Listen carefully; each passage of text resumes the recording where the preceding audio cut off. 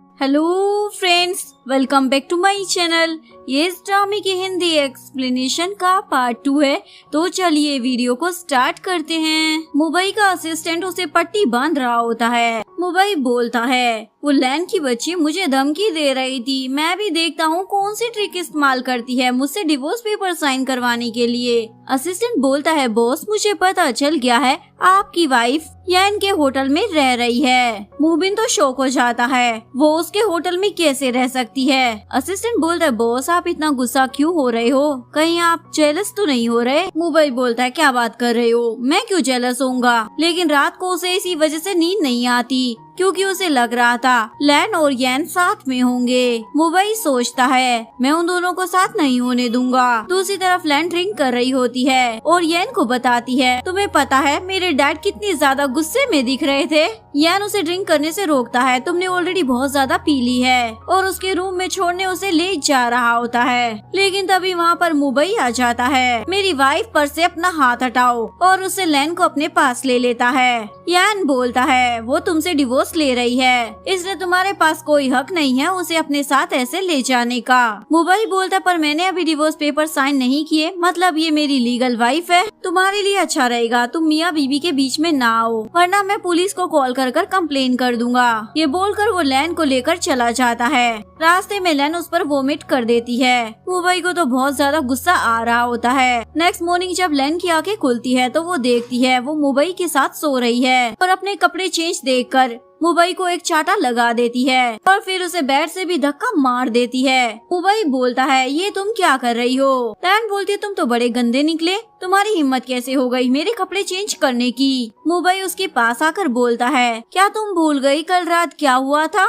लैन को याद आता है, कल रात मुंबई उसे अपने घर में लेकर आया था। वॉमिटिंग की वजह से मुंबई को उसमें से बहुत ज्यादा स्मेल आ रही होती है। वो लैन के लिए कपड़े चेंज करने के लिए लेकर आता है, पर लैन तो उसके ऊपर ही गिर जाती है। मुंबई बोलता है, पहले कपड़े चेंज करो, बहुत गंदी स्मेल आ रही है। लैन तो उसकी ही शर्ट में घुस जाती है। लोग कपड़े चेंज कर लिए। प्रेजेंट में मुंबई पूछता है, तुम क्या सोच रही हो। वैसे कल रात हमारे बीच में कुछ नहीं हुआ था, पर अगर कुछ होता तो वही होता ना जो कपल्स के बीच में होता है। लैन उसके ऊपर आ जाती है और उसे बोलती है, हमारी शादी को 7 महीने हो गए हैं, फिर भी तुम मुझसे बचने के लिए अब्रॉड भाग गए थे क्योंकि तुम्हारा फंक्शन काम नहीं कर रहा है ना। मुंबई बोलता है, लगता है मेरी वाइफ मुझसे सेटिस्फाई नहीं है, चलो आज मैं तुम्हें सेटिस्फाई कर ही देता हूँ। और वो फोर्सफुली उसे किस करने लग जाता है। लैन उसे बोलती है, मुझे लगा तुम मुझसे माफी मांगोगे। मुंबई बोलता है, मैं तुमसे माफी क्यों मांगूंगा। लैन बोलती है, तो मुझे डिवोर्स दे दो ना। तभी मुंबई को उसके असिस्टेंट का कॉल आता है और उसे तुरंत ऑफिस में बुलाता है। लैन बोलती है, पर हमारी बात अभी खत्म नहीं हुई है, तुम ऐसे नहीं जा सकते। मुंबई बोलता है, अभी मुझे जाना होगा, ये बातें बाद में होगी। लैन बोलती है, मैं समझ गई, तुम मुझसे हार गए हो ना। मुंबई उसे पूछता है, क्या तुम सच में मुझसे इतनी जल्दी डिवोर्स लेना चाहती हो। लैन बोलती, हाँ बिल्कुल। मुंबई बोलता, ठीक है, मेरे ऑफिस आ जाना, आफ्टरनून में मैं डिवोर्स पेपर साइन कर तुम्हें दे दूंगा। वही ऑफिस में आकर अपनी कंपनी की प्रॉब्लम को सॉल्व करने लग जाता है। एक्चुअली मैं मुंबई की कंपनी और उसकी राइवल कंपनी डॉक्टर लैन के साथ कोऑपरेशन करना चाहती है, और वह अभी अब्रोड से वापस आई है। मुंबई अपने असिस्टेंट को बोलता है, पता करो वो कहाँ पर है। तभी यहाँ पर लैन आ जाती है। मुंबई पूछता, तुम यहाँ क्या करने आई हो। लैन बोलती है, तुमने ही तो बुलाया था, आफ्टरनून में डिवोर्स पेपर साइन कर देने वाले थे ना। मुंबई बोलता है, अभी मुझे बहुत सारा काम है, इसलिए मुझे परेशान मत करो। लैन बोलती है, तुम्हें कौन से जरूरी काम आ गए। मुंबई अपने असिस्टेंट को पेपर लाने को बोलता है, पर असिस्टेंट तो वहाँ से जा चुका था। तो मुंबई डिवोर्स पेपर लेने अंदर जाने लगता है, लेकिन लैन उसे रोक लेती है, तुम भागने की कोशिश कर रहे हो ना। वही बोलता है, तुम्हारा दिमाग कुछ ज्यादा ही चलता है, भला मैं क्यों भागूंगा। लैन बोलती है, झूठ मत बोलो। मुंबई उसे दीवार की तरफ खींच के ले आता है और बोलता है, लगता है मेरी वाइफ मुझसे सेटिस्फाई नहीं है। लैन उसका हाथ हटाकर बोलती है, तुम चाहे जो मर्जी चाल चल लो, मैं तो डिवोर्स लेकर रहूंगी। मुंबई को पुरानी बातें याद आती है। पहले जब मुंबई लैन को डिवोर्स देने के लिए कहता था तो लैन उसे बनाने लग जाती थी, क्या तुम मुझसे प्यार नहीं करते जो मुझे डिवोर्स देना चाहते हो। मुंबई उससे बोलता है, मैं तुमसे कोई प्यार नहीं करता और ना कभी हो पाएगा। लैन बोलती है, ऐसा नहीं हो सकता, तुम मुझसे प्यार करते हो, तभी तो तुमने मुझसे शादी की थी ना। और उसे बनाने लग जाती है, प्लीज मुझे मत छोड़ो।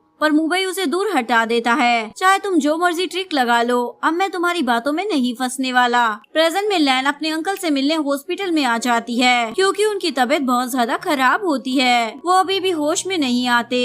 लैन उन्हें बोलते, अंकल आप चिंता मत करो, मैं अपनी मोम की सारी चीजें वापस लेकर रहूंगी। लैन यान से अपनी मोम के रिसर्च इंस्टीट्यूट के बारे में पूछती है। यान बोलता, तुम्हारे डैड बहुत ज्यादा चालाक है, तुम्हारी मोम का इंस्टीट्यूट अब वो हैंडल कर रहे हैं। लैन बोलती है, लगता है मुझे ही वहाँ जाकर सब कुछ संभालना पड़ेगा। दूसरी तरफ असिस्टेंट फू को बताता है डॉक्टर लैन के बारे में पता चल गया है, वो रिसर्च इंस्टीट्यूट में गई है। इधर लैन रिसर्च इंस्टीट्यूट पहुँच जाती है और वहाँ के हेड से मिलती है। हेड तो उसे देखकर शॉक हो जाता है, मुझे तो मालूम ही नहीं था तुम ही फेमस डॉक्टर लैन हो। लैन बोलती है, मुझे आपकी हेल्प की जरूरत है, आपको तो पता ही है ना ये इंस्टीट्यूट मेरी मोम का था, मैं इस इंस्टीट्यूट को हैंडल करना चाहती हूँ। हेड उसकी बात मान जाता है और उसे उसकी मोम का प्रोजेक्ट हैंडल करने के लिए दे देता है। लैन की स्टेप सिस्टर भी इसी रिसर्च इंस्टीट्यूट में काम कर रही होती है। तभी लैन वहाँ पर आ जाती है और सभी को बताती है अब से वो वहाँ की डायरेक्टर है। लैन पर भड़कने लग जाते हैं, हम किसी आउटसाइडर को यहाँ पर नहीं लेंगे,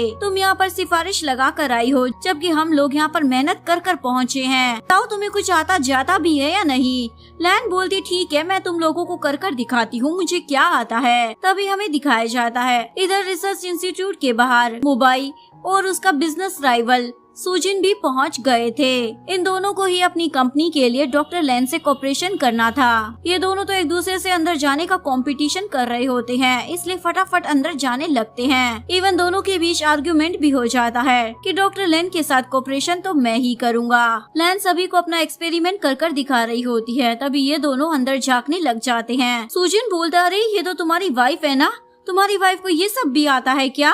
मूबिन तो ये देखकर शौक था, मुझे भी नहीं पता। सुजिन बोलता है, तुम इसके हस्बैंड थे ना, तुम्हें फिर भी ये नहीं पता? लैन का एक्सपेरिमेंट खराब करने के लिए शाओ उसके एक्सपेरिमेंट में कोई और केमिकल मिलाकर रख देती है, जो मुंबई और सुजिन देख लेते हैं। लैन जैसे ही लाइटर जलाती है वहाँ पर ब्लास्ट हो जाता है और मुंबई लैन को बचा लेता है। तुम्हें केयरफुल रहकर एक्सपेरिमेंट करना चाहिए ना। शाओ बोलती है, अरे तुमसे तो छोटा सा एक्सपेरिमेंट भी नहीं हो पा रहा है, बड़ी आई डायरेक्टर बनने वाली। लैन बोलती है, ऐसा हो ही नहीं सकता, मेरे एक्सपेरिमेंट में कुछ गड़बड़ हो और तुमने ही कुछ किया है। शाओ बोलती है, मैंने कुछ नहीं किया, पर सभी को पता चल गया है तुम कितनी ज्यादा टैलेंटेड हो। वही बोलता है, झूठ मत बोलो तुम, मैंने बाहर से देखा था, तुमने लैन के एक्सपेरिमेंट में कोई केमिकल मिलाया था और यहाँ पे सीसीटीवी कैमरा लगे हुए हैं, तुम्हारी सारी हरकतें रिकॉर्ड हो चुकी हैं। शाओ की तो बोलती बंद हो जाती है।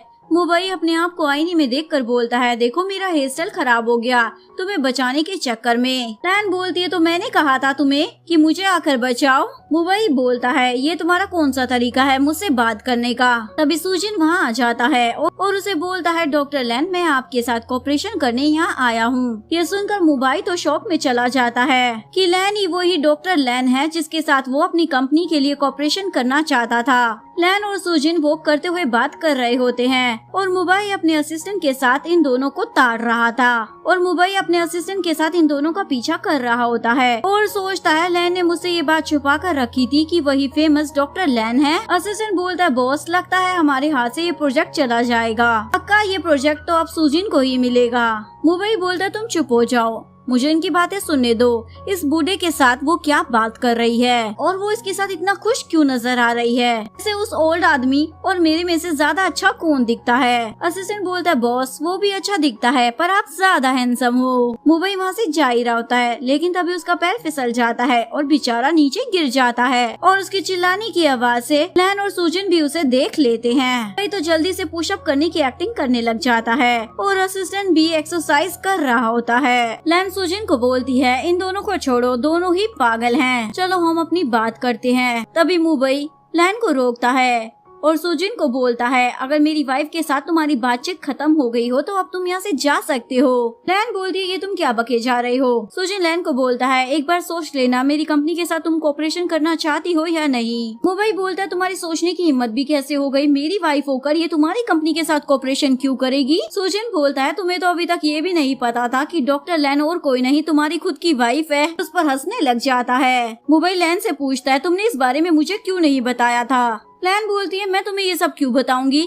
वैसे तुम यहाँ आकर ना मुझे डिस्टर्ब कर रहे हो। लैन सुजिन को बाय बोल देती है। सुजिन वहाँ से चला जाता है। वही बोलता है तुम्हें मेरी कंपनी के साथ ही कोऑपरेशन करना होगा। जो सारी फैसिलिटी सुजिन की कंपनी तुम्हें दे रही है वो मैं भी तुम्हें दे सकता हूँ। लैन बोलती है मुझे तुमसे कुछ नहीं चाहिए सिवाय डिवोर्स के।